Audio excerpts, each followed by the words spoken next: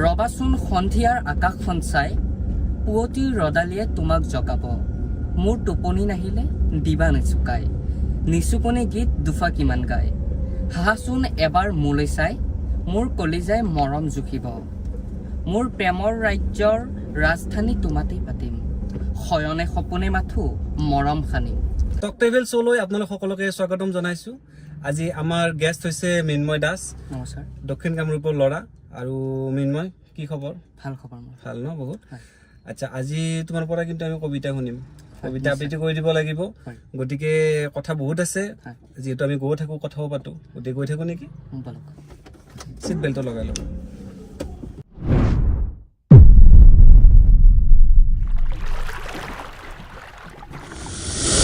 আচ্ছা মৃন্ময়, বৰ্তমান কি কৰি আছা?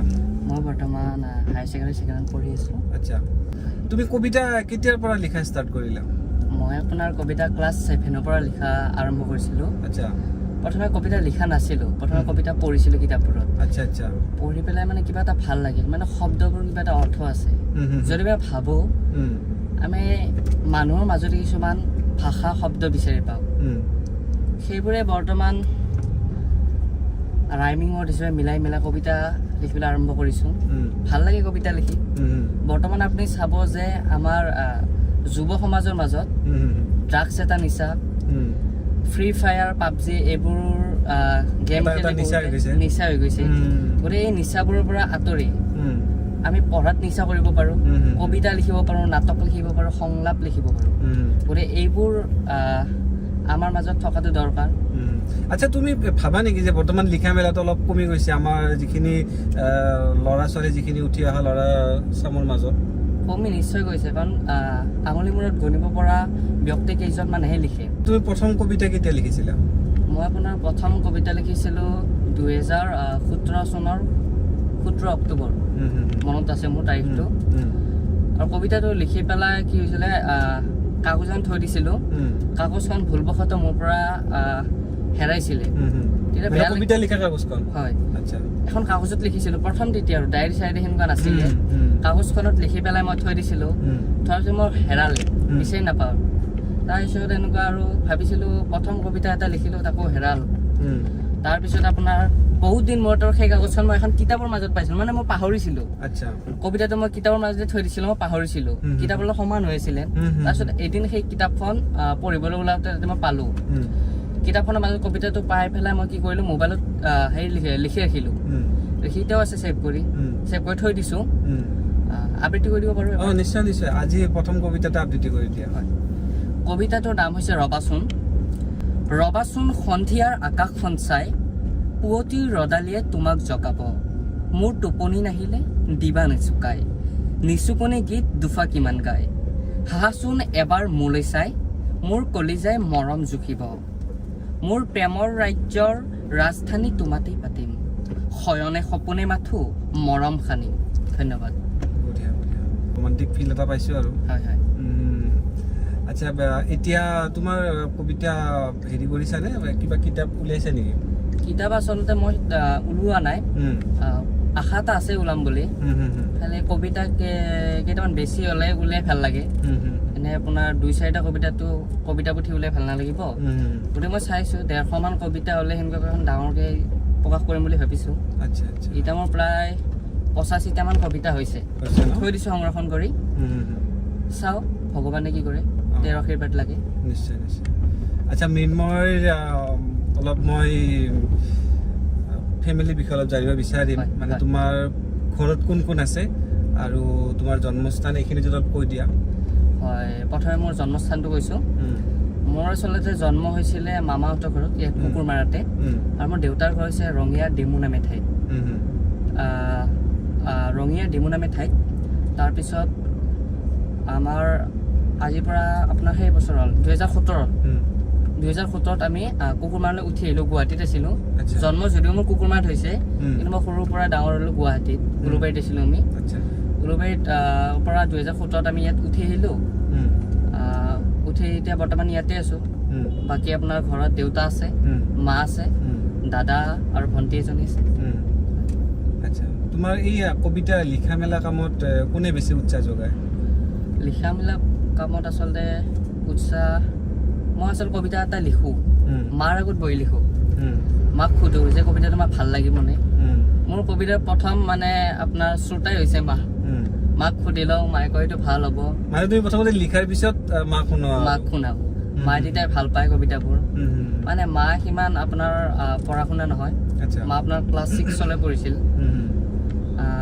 তথাপিও মাৰ বহুত পঢ়াৰ ইচ্ছা আছিলে কিবা কাৰণবশতঃ মায়ে পঢ়িব নোৱাৰিলে গতিকে মাৰো ইচ্ছা এটা আছিলে এনেকুৱা লিখা মেলা কামত সেইবাবে মই মাক প্ৰথমে কিবা এটা লিখাই শুনাওঁ মায়ে ভাল পায় কৈছে এইটো ভাল হ'ব বা এইটো ভাল লগা নাই এইটো কাটি দে এইটো ভাল লাগিছে এইটো ৰাখি দে এনেকুৱাকৈ কৰি পেলাই চলি আছোঁ আৰু মিন্ময় হাই ছেকেণ্ডাৰী ছেকেণ্ড ইয়াৰ ন ছেকেণ্ড ইয়াৰ আচ্ছা ছায়েন্সত নে আৰ্টছত মই আৰ্টছত ন এই তোমাৰ এইম ইন লাইফ আচলতে কি মোৰ আচলতে এজন নিউজ এংকৰ হ'ব ইচ্ছা আচ্ছা তাৰ ওপৰত এজন লিখক হোৱাৰো ইচ্ছা আছে দুয়োটা চলাই নিম আৰু আচ্ছা মানে লিখা মেলাও কৰিম সাংবাদিকতা কৰাৰো তোমাৰ ইচ্ছা আছে আৰু আছে হয় সাংবাদিকতা কৰাৰ ইচ্ছা কেতিয়াৰ পৰা জাগিছিলে মনত সেইটো আপোনাৰ ঠিক তেতিয়াৰ পৰা 2017 পৰাই মানে ক্লাছ 7 পৰা ক্লাছ 6 এটা বেলেগ ধৰণৰ ল'ৰা আছিলোঁ মই মানে সেই কিতাপ চিতাপ ইমান নপঢ়িছিলোঁ বেছি খেলা ধূলা কৰিছিলোঁ মই বক্সিং খেলিছিলোঁ ক্লাছ 6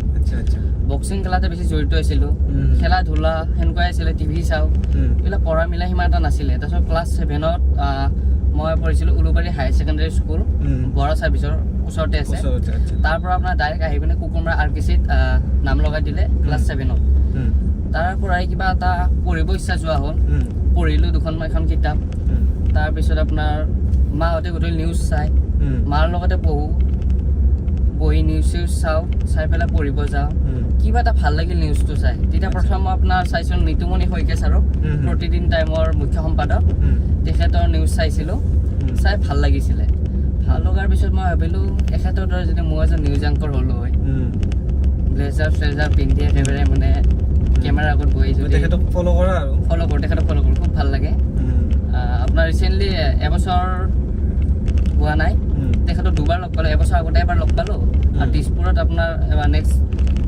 3-4 সপ্তাহ আৰু এবাৰ লগ পালোঁ নিতুমণি ছাৰক এনেকুৱা আৰু কথা বাৰ্তা চলি থাকে বাকী দীপক শৰ্মা ছাৰৰ লগতে চলি থাকে কথা বাৰ্তা তেখেতৰ কথা কোৱা ষ্টাইলটো ফ'ল' কৰে নে কেতিয়াবা কৈ চাইছে নে কেতিয়াবা আচলতে মই ভাবোঁ যে মানুহক ফ'ল' কৰিব নালাগে তেখেতে এটা নিজৰ এটা ষ্টাইল আছে নিজৰ কথা পতাৰ হওক বা অন্যান্য গতিকে আমি এটা নিজৰ ওলাব লাগে তেখেতক চাই শিকিব লাগে ফ'ল' কৰিব লাগে যে মই এইটো নাভাবোঁ ইচ্ছা আছে সেনেকুৱা এজন ব্যক্তি হ'ম বুলি আশীৰ্বাদ লাগিব নিজৰ সাহসো লাগিব কৰ্মস্পৃহাও লাগিব আমাৰ টক ট্ৰেভেলৰ দৰ্শকে নিশ্চয় আশীৰ্বাদ কৰিব তুমি আগবাঢ়ি যাব পাৰা কিন্তু এইখিনিতে আৰু এটা কবিতা শুনিব ইচ্ছা গৈছে কি শুনাবা কবিতা আচলতে মোৰ আছে বহুকেইটা তাৰ মাজতে এটা শুনাব বিচাৰিছোঁ আপোনাক এটা লিখিছিলোঁ মই গীতাৰ নামে কবিতা এটা আচ্ছা গীতাৰ মই গীতাৰটো খুব ভাল পাওঁ বাদ্যযন্ত্ৰৰ ভিতৰত বজাওঁ গীটাৰটো ভাল লাগে কাৰণে গীটাৰটোৰ ওপৰতে কবিতা এটা লিখি দিছিলোঁ গীটাৰ বজাইছিলোঁ বোলে গীটাৰ বজাই নাথাকোঁ কবিতা এটা লিখিলোঁ গীটাৰৰ ওপৰত গীতৰ তালে তালে গীটাৰৰ ধ্বনি কি যে মধুৰ মোৰ বাবে গীটাৰ নহয় গধুৰ তথাপিও আঙুলি কপাও প্ৰতিটো গীতৰ শাৰীত ভুল হ'লেও শুধৰাও বজাই কিন্তু গীটাৰ মই খুবেই ভাল পাওঁ মোৰ গীটাৰৰ শব্দত দুৱাৰ মুখৰ পিঞ্জৰাৰ ভাটৌজনীও নাচি উঠে কেৱল ঝংকাৰ সুৰৰ মায়াজাল আঙুলিৰ কম্পনত জনম লভা সুৰীয়া শব্দৰ আৰে নাচি ৰয় গীতৰ শব্দবোৰ উচ্চ শব্দৰ কোলাহল পৰিৱেশ কৰি সৃষ্টি মোৰ গীটাৰৰ ঝংকাৰ অসাৰ বৃষ্টি ধুমুহা গৰ্জনী কাকুকে নেওচি বজাই যাম গীটাৰ জন্ম দিম সংগীতৰ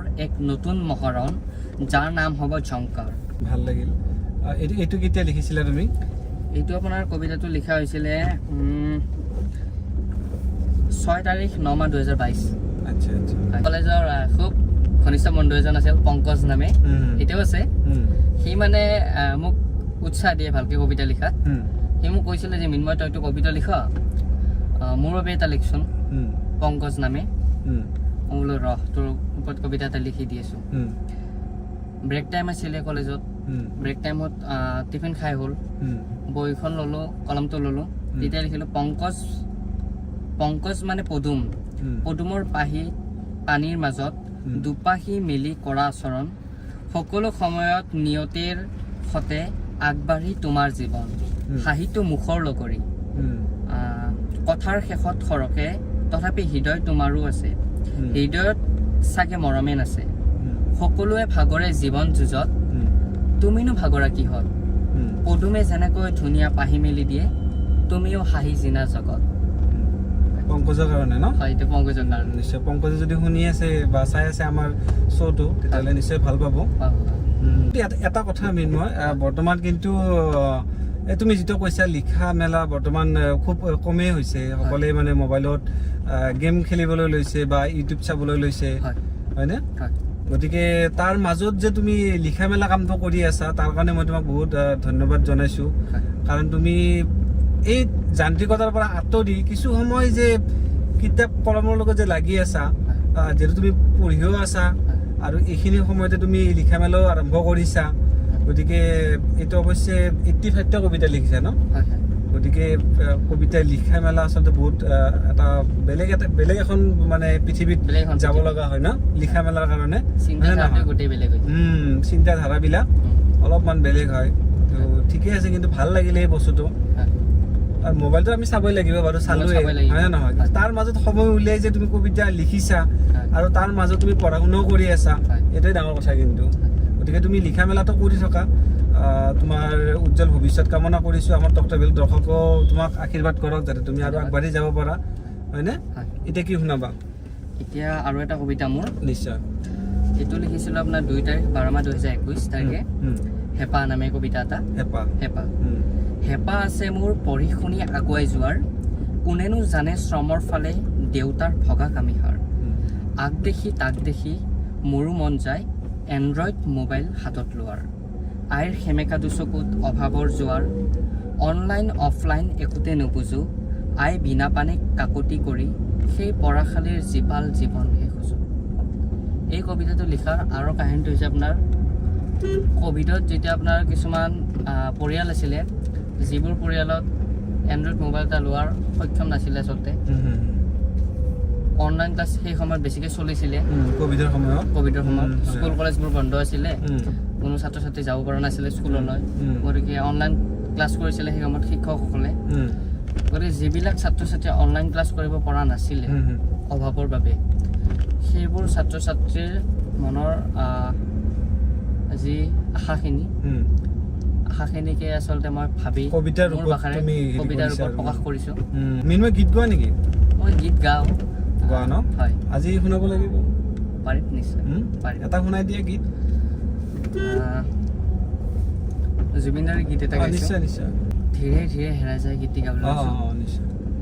ধীৰে ধীৰে হেৰাই যায় আবেলিৰ ৰ'দালি, ধীৰে ধীৰে ধিমিকি জ্বলে শেৱালি যেন তৰালি, চাব খুজিও নেদেখো মই কেতিয়াবা আছা অ লগৰ তুমি, ধীৰে ধীৰে হেৰাই যায় আবেলিৰ ৰ'দালি।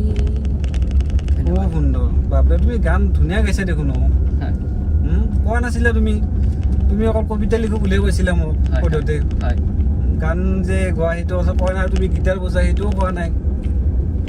নাই, কিছুমান কথা আপোনাৰ কৈও ভাল নালাগে, নিজকে মানে কৈ ভাল নালাগে যে মই অমুক কৰোঁ।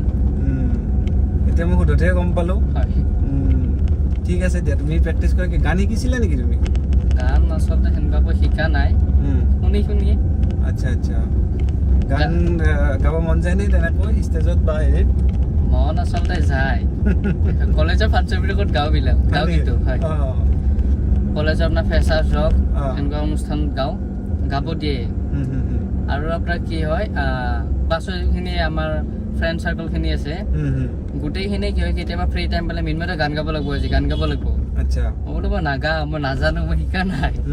সিহঁতে মানে কি এনেকুৱাকে জোৰ ধৰে যে তই গাবই লাগিব মই বোলো হ'ব দে আৰু গাব লাগে যদি ঠিকে আছে দিয়া তেনেকুৱা কৈ কোৱা আৰু আনুষ্ঠানিক কোনো শিক্ষা গ্ৰহণ কৰা নাই আৰু ইচ্ছাও নাই সেনেকুৱাকে এনেই আৰু ঘৰত গাওঁ লগৰ মাজত গাওঁ কিন্তু তুমি গীতটো কিন্তু খুব ধুনীয়াকে গাইছা দেই ভাল লাগিছে আচ্ছা যি কি নহওক আমাৰ যিটো টক ট্ৰেভেল শ্ব' এই শ্ব'ৰ আৰু এটা উদ্দেশ্য আছে সেইটো হৈছে আমি ধৰণীখন সেউজীয়া কৰি ৰাখিব বিচাৰিছো সেয়েহে যিসকল অতিথি আমাৰ টক ট্ৰেভেল শ্ব'লৈ আহে আমি তেওঁলোকক এজোপাকৈ গছপুলি উপহাৰ স্বৰূপে দিওঁ আজি যিহেতু তুমি আমাৰ টক ট্ৰেভেল শ্ব'লৈ আহিলা তোমাকো এজোপা গছপুলি উপহাৰ স্বৰূপে দিম কিন্তু লগতে মোৰ তোমালৈ এটা অনুৰোধ থাকিব সেইটো হৈছে তুমি যাতে গছপুলি জোপা ৰোপণ কৰাৰ লগতে তাক সংৰক্ষণ কৰা ঠিক আছে আগন্তুক দিনত তোমাৰ কবিতা পঢ়িবলৈ সুযোগ পাম বুলি আশা ৰাখিলোঁ গতিকে তুমি এনেকৈ আগবাঢ়ি যোৱা আমাৰ টক ট্ৰেভেলৰ দৰ্শকো তোমাক আশীৰ্বাদ কৰক যাতে তুমি আৰু আগবাঢ়ি যাব পাৰা বুজি পাইছা কিন্তু তুমি লিখা মেলাটো বাদ নিদিবা তুমি লিখা মেলা কৰি থকা